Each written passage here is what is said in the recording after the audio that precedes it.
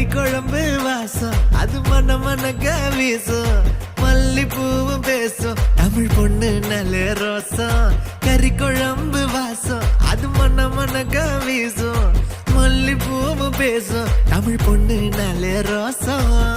முறைச்சு பார்த்தாலே